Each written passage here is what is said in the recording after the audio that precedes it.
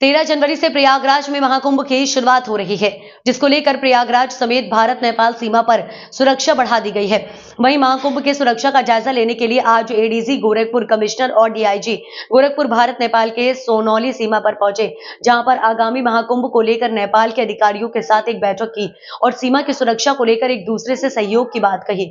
साथ ही साथ सीमा पर सुरक्षा के लिए एसएसबी समेत अन्य सुरक्षा एजेंसियों को अलर्ट रहने के निर्देश भी दिए। आपको बता दें कि प्रयागराज में महाकुंभ को लेकर उत्तर प्रदेश के डीजीपी प्रशांत कुमार ने भी भारत नेपाल सीमा पर पुलिस को एसएसबी के साथ समन्वय बनाकर जांच करने के निर्देश दिए थे, जिसको लेकर भारत नेपाल सीमा पर एसएसबी और पुलिस के जवान मुस्तैद दिख रहे हैं और नेपाल से हर आने जाने वालों की सघन जांच और पेट्रोलिंग कर रहे हैं, जिससे कोई भी देश विरोधी तत्व नेपाल सीमा से भारत में प्रवेश न कर सके।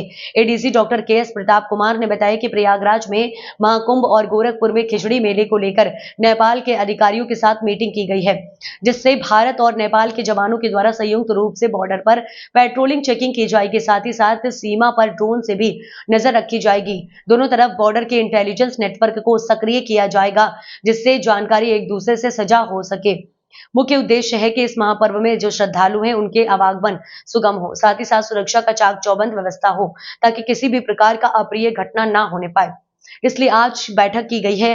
नेपाल के अधिकारियों के द्वारा अच्छा सहयोग मिल रहा है और नेपाल के अधिकारियों ने आश्वासन दिया है कि आने वाले दिनों में चेकिंग की जाएगी, जैसे कोई भी देश विरोधी तत्व नेपाल के रास्ते भारत में प्रवेश ना कर सके।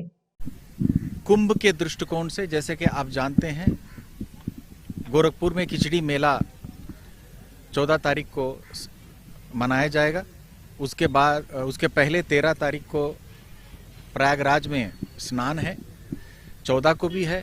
उसके बाद मौनी अमावस्या 29 को है प्रयागराज में। फिर प्रयागराज में ही 3 और 26 फरवरी को भी स्नान है। इस महापर्व के दृष्टिकोण सुरक्षा व्यवस्था को बढ़ाने के लिए यह मीटिंग का आयोजन किया गया है। तो जॉइंट पेट्रोलिंग और सघन रूप से किया जाएगा।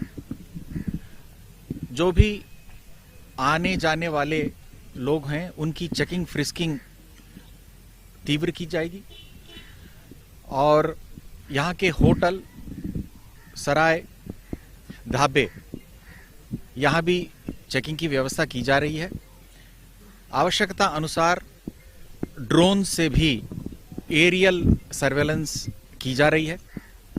दोनों तरफ बॉर्डर के इंटेलिजेंस नेटवर्क को सक्रिय करके अधिक से अधिक लाभकारी और यूजफुल इंफॉर्मेशन लेकर उस पर कड़ी से कड़ी कार्रवाई करने की व्यवस्था की जा रही है। मुख्य उद्देश्य ये है कि इस महापर्व में, खिचड़ी मेले में, कुंभ मेले के स्नानों में जो श्रद्धालु हैं उनके आवागमन सुगम हो, वो इस पुण्य कार्य में उनके पार्टिसिपेट करने में कोई बाधा उत्पन्न ना हो, परंतु साथ ही साथ सुरक्षा का चाक चौबंद व्यवस्था हो, ताकि किसी भी प्रकार का कोई भी अप्रिय घटना ना होने पाए। इसलिए ये सब व्यवस्थाएं की जा रही हैं। नेपाल के अधिकारियों ने किस तरह के सहयोग की बात कही है? नेपाल के अधिकारियों द्वारा बहुत अच्छा सहयोग हमको प्राप्त हो रहा है। अभी जैसे कि आपने देखा है, वहाँ के राठौर साहब, एसपी साहब आए हुए हैं, उनके आर्म्ड पुलिस के अधिकारी आए हुए हैं।